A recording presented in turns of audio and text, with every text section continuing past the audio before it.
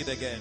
Yes. I said, I believe a permanent experience is going to begin in somebody's life tonight. Amen. And we have been praying for the will of God, and we have prayed for the will of God in different dimensions. Yes. And God's will be done. Amen. Amen. You know, I'm talking to you, and please flow with me in the spirit, okay?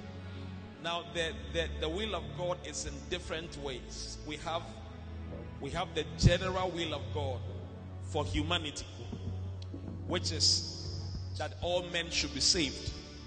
That's the will of God for all humanity. So whether you are Ghanaian or you are Indian or you are Chinese, that will affects you. That all men should be saved. I hear.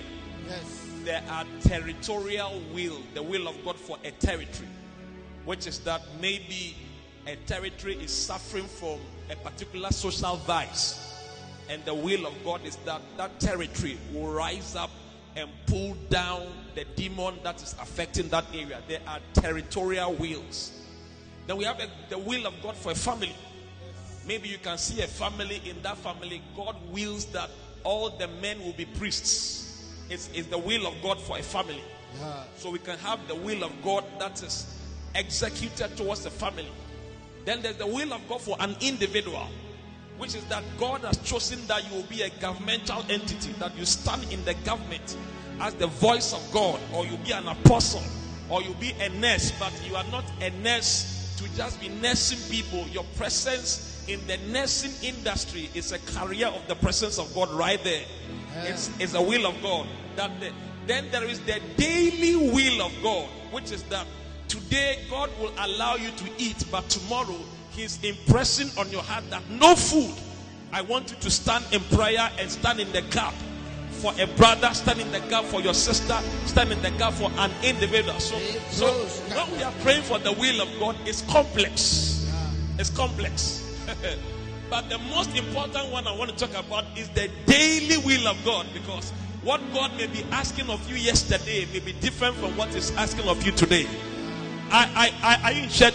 Yes. I hear what I'm saying. Yes. Last year, God may be asking you to always give an offering of 10 Ghana cedi, but tomorrow His will may be different. He may be requiring that your offering may be had 15 Ghana cedi. There is a daily will of God that we are expected to follow. Now, one of the important things we need to do is that God give me a surrendering spirit. Yes. A spirit that surrenders to the will of God. That when God says, let's go, something in your heart agrees that we have to go.